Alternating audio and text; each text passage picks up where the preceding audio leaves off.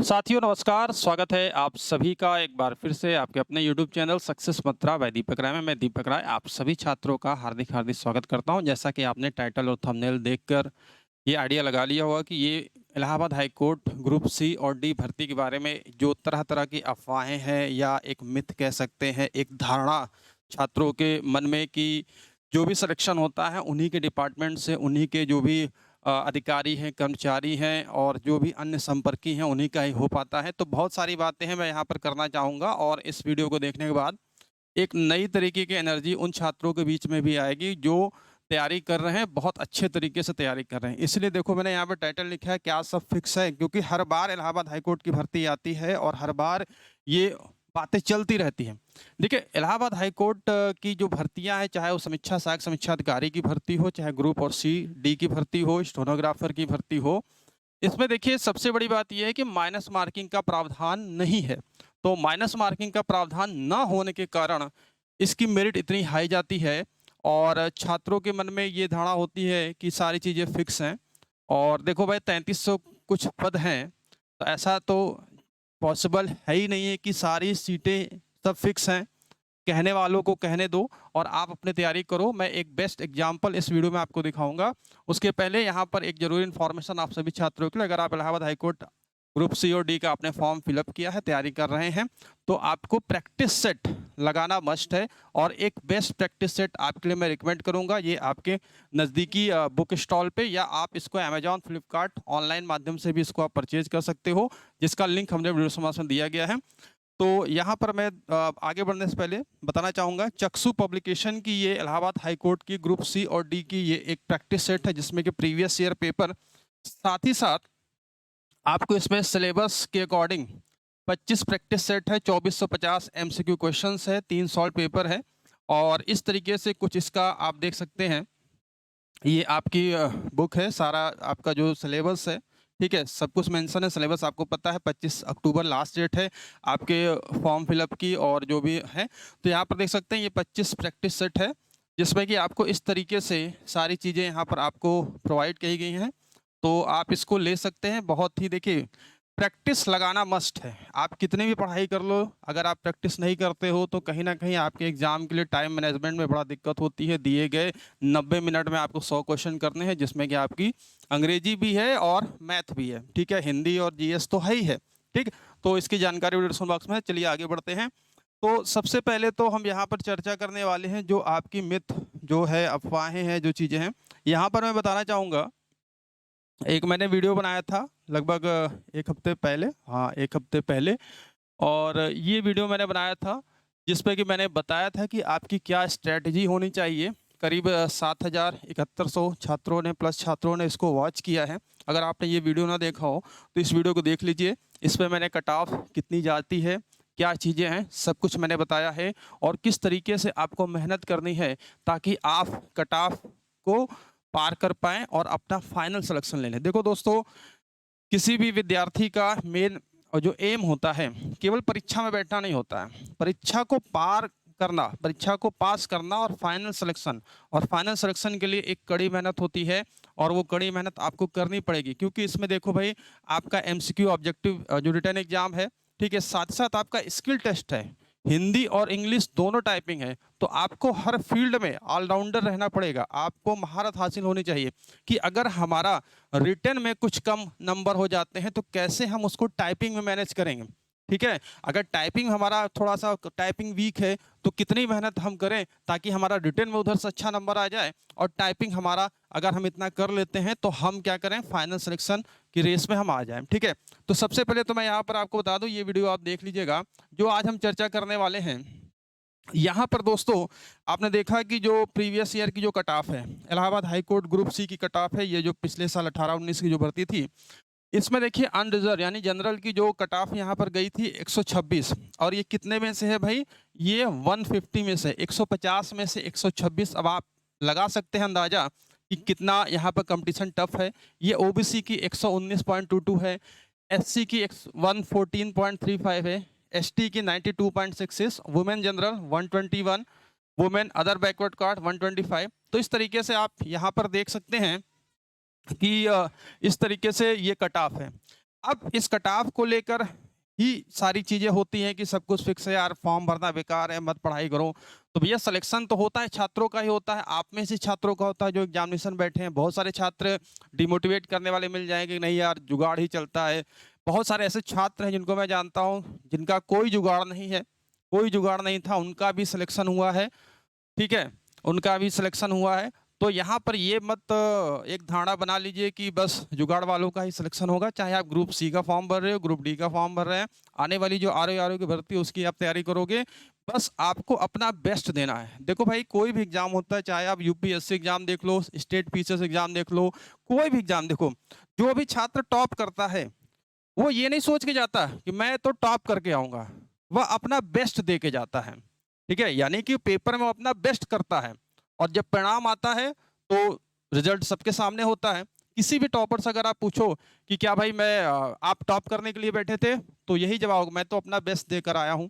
तो छात्र जीवन में यही होता है, आप अपना बेस्ट दीजिए, आप कर्म कीजिए, अच्छा कर्म करेंगे यानी कि मेहनत करेंगे, फल अपने आप आपको मिलेगा। ठीक है?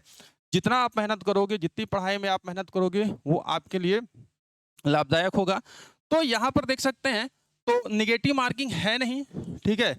तो इस बेस पर मैं ये एक मैसेज देना चाहता हूँ इस वीडियो के माध्यम से, आप सभी छात्रों से रिक्वेस्ट है कि वीडियो ज़्यादातर लाइक और शेयर कर देना अपने दोस्तों मित्रों में। ऐसे जो छात्र हैं, ऐसे जो दोस्त हैं, मित्र हैं, जो डिमोटिवेट हो गए हैं, बहुत सारे चैनल बता रहे हैं, सारी चीज़ें हैं, तरह-तरह की अफ़वाहें हैं कि भाई पढ़ना बेकार है, यहाँ पर सिलेक्शन होने वाला नहीं है, ठीक है?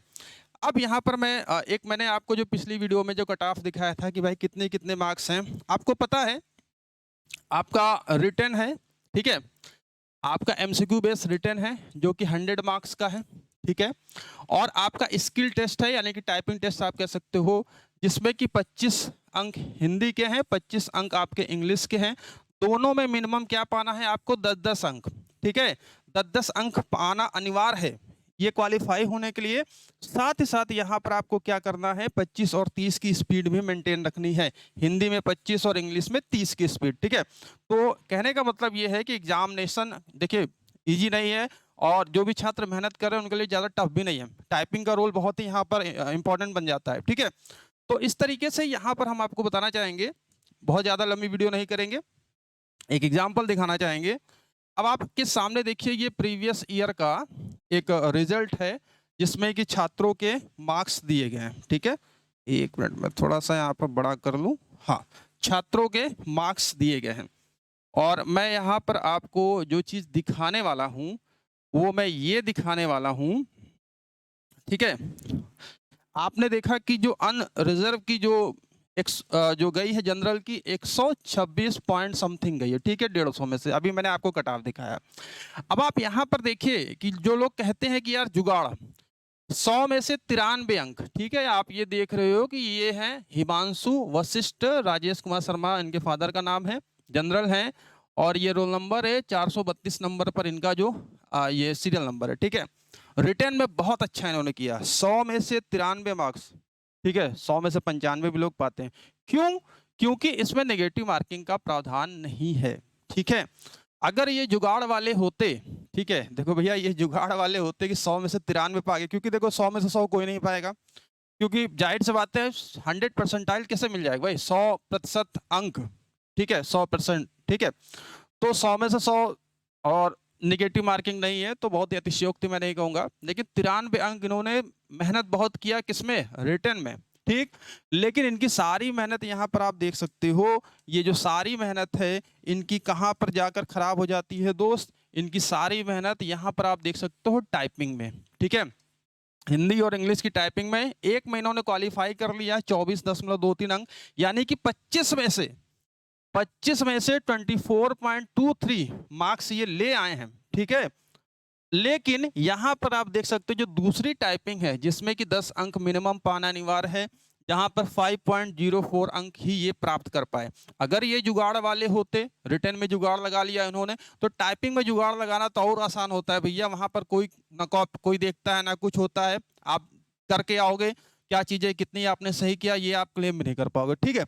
लेकिन अगर ये जुगाड़ वाले होते, 93 अंक यहाँ पा गए, आराम से यहाँ पर क्या पाते, मिनिमम 10 भी पा जाते ना, मिनिमम 10, देखो 24.23 और 5.04, इनकी टोटल मेरिट बन रही है 122.27। ठीक है, और ये क्या है, ये है जनरल के हैं, और मेरिट कितनी गई थी, 126 गई थी। और ये फेल किस टाइपिंग में हुए हैं, मैं यहाँ पर दिखाना चाहूंगा, एक मिनट। जो भाई ये फेल हुआ हिंदी की टाइपिंग में। इंग्लिश में इन्होंने 24 दशमलव समथिंग मार्क्स निकाले हैं, ठीक है, 99% आप कह सकते हो, लेकिन हिंदी में ये फेल हो गए।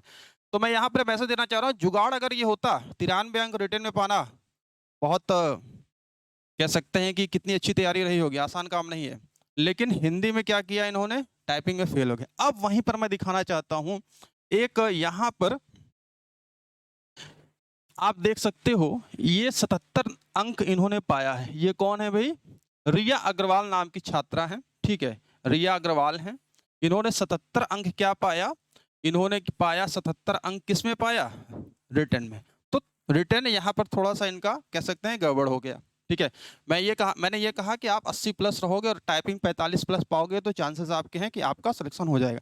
लेकिन रिटर्न इनका क्या हुआ, 77 मार्क्स ये पाए, ठीक है, 80 से नीचे है। लेकिन आप देख सकते हो टाइपिंग में इंग्लिश 24.91 25 में से, और 24.20 हिंदी में।